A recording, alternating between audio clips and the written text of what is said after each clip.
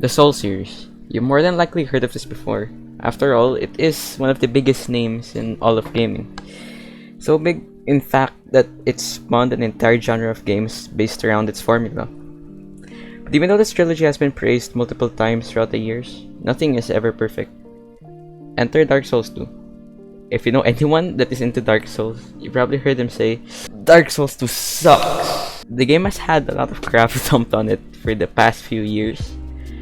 It has pretty much become the butt of all jokes in the trilogy due to how badly received it was. But what I think of all of this, that's what I'm here for. Today I want to talk about why Dark Souls 2 quote-unquote failed. Now, if you've been in the gaming community for a few years, it's very much possible that you know what the Souls series is about, even if you've never touched a Dark Souls game in your life. But for the people that don't have a goddamn clue what these games are about, here's the gist of it.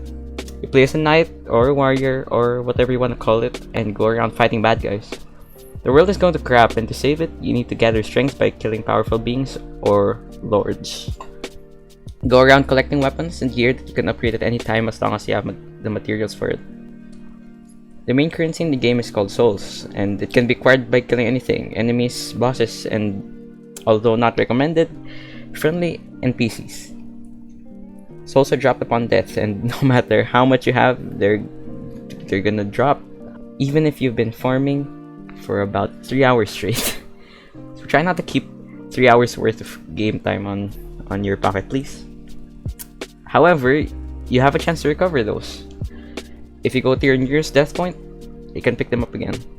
Although, if you are to die again without picking up your souls, then it's pretty much game over. They're gone. They're gone. Can't get them back. Sorry. The game has a limited healing system called Estus Flask. You start off the game with a low amount of these healing, but you may increase the amount of times you can use them as you progress. The method of increasing them, however, it kinda changes throughout the game. I mean, the game's rules change throughout the series, so yeah. But you can upgrade the potency of these flasks with rare items you find around the map. The main checkpoint system of the game take the form of bonfires. At bonfires, you can level up your character, replenish your healing, and even teleport to previously unlocked bonfires. If you die, you respawn at the last bonfire after that. Got that? Nice. Released in 2014, Dark Souls 2 is the most hated Souls game. People will generally think you're a total loser if this is your favorite Souls game. I'm sorry, but before we move on though, let's address the elephant in the room. Do I think that Dark Souls 2 is a bad game? Well, no, I don't. I think it's a great game. In fact, it's probably in my top 20 games of all time, alongside other FromSoft titles like Sekiro and Bloodborne. So why do people hate it so much? Well, there's probably multiple reasons for this. So let's just start things off with the surface level of things. Gameplay. Dark Souls 2 is hard for the sake of being hard. What does this mean exactly? You're probably thinking to yourself, oh, Dark Souls is meant to be hard, right? So isn't that a good thing? Wrong. I touched this topic on my previous commentary video, which you should really check out, by the way. It's nice. Yeah. But for those who don't have the time to watch it, let me just put it out here right now. Dark Souls 2 suffers from artificial difficulty. Now, if you're not familiar with that term, it's pretty much what I just said. It's when games are hard for the sake of being hard. Now, how does this relate to Dark Souls? Well, you probably heard this being said before, but the game is challenging, but fair. How I view it, the difficulty that the game has comes from its design. FromSoft wasn't trying to make a hard game when they made Dark Souls. The vision that the devs had for the game was to make a hack and slash different from all the others. It was released in a time where hard games weren't really mainstream and games would often provide easier options for players. Pretty much all big hack and slash titles like Devil May Cry and Bayonetta have the same gameplay, combo system where you just bulldoze enemies, no stamina bar meaning unlimited attacks, checkpoints that appear every time you clear an area, and enemies don't respawn once you kill them. FromSoft wanted something different. They flipped those mechanics on their heads and made Dark Souls. With this design choice, however, came a huge side effect.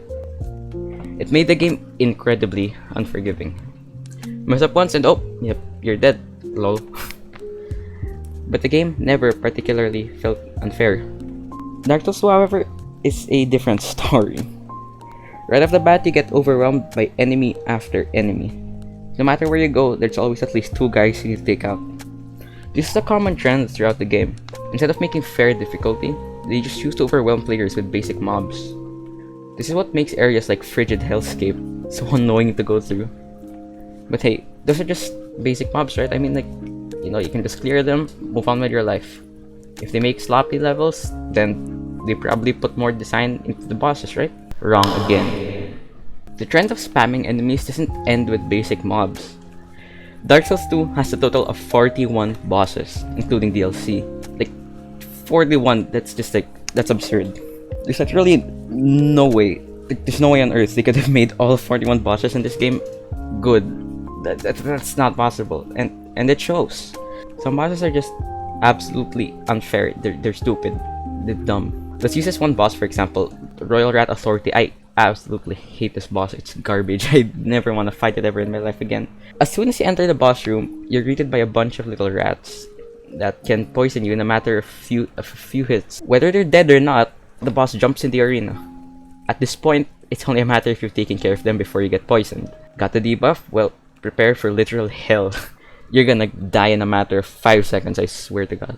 But if you killed all of them before the big boy comes in, say hello to the most underwhelming fight of the century. It's actually so easy once you get rid of the rats. And if you thought that fight was lazy, take a look at the boss after it.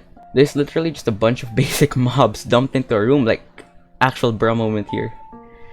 This is what I've been going through the entire time I've been playing this game, and you call this a boss. The DLC doesn't escape from this either. If you're wondering what the boss in Frigid Outskirts is, well, it's literally a reskin of the boss in the same DLC. Like, they took a boss from the same DLC and used it again. Yeah, but it's probably just in that DLC, right? Like, the other DLCs, they're good, they're fine. No. In another DLC, you fight another reskin. Although from the base game this time, it's still a reskin. Like, no. And another, you fight literal basic NPCs. Like, these are NPCs that you just see throughout the game, and they just dumped 3 of them in a room. People paid extra for this. Anyway, I'm done talking about this game's gameplay. It's there, it's done. The damage has been done. It's over, it's fine. So let's move on to lore. If you've played the other 2 entries in the series, you'll probably notice a sort of disconnect that Dark Souls 2 has. There's close to no mention of anything from the other games, and it just feels like you're in a completely different universe.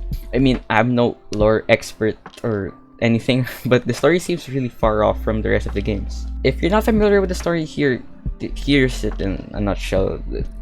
In the old days, the world was nothing but grey. It was dull, it was boring, and it was ruled by immortal dragons with unbreakable scales. Until 4 souls appeared. With these 4 souls, lords came and they stopped the dragons, ending the age of ancients. With the power of the souls, they made a new age, an age of fire. Eventually, the fire will fade, and the world will be plunged into an age of eternal dark. The guy who started the Age of Fire, named Lord Gwyn, decided dark kinda sucks, so he sacrificed himself to the bonfire, thus reigniting the flame. However, this does come with a massive side effect. The world is now in an endless cycle of fading fire and the Chosen One reigniting it. Our role in the first game is the first one who decides to continue the cycle and drilling the first flame. Many cycles later, Dark Souls 3 comes, and we take the role of an Unkindled.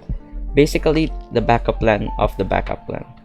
The Chosen Ones, called Lords of Cinder, they were basically resurrected to relink the flame, but just said nope and head straight out the window. So we had to come in and kill the Lords of Cinder to get their strength and link the fires ourselves. In the second game though, yeah. Now correct me if I'm wrong, because like I said, I'm no lore expert Vati video type of guy, and if you came for lore, this is not the place for you. But if I recall correctly, there was barely any mention of Gwyn and the first flame throughout the game.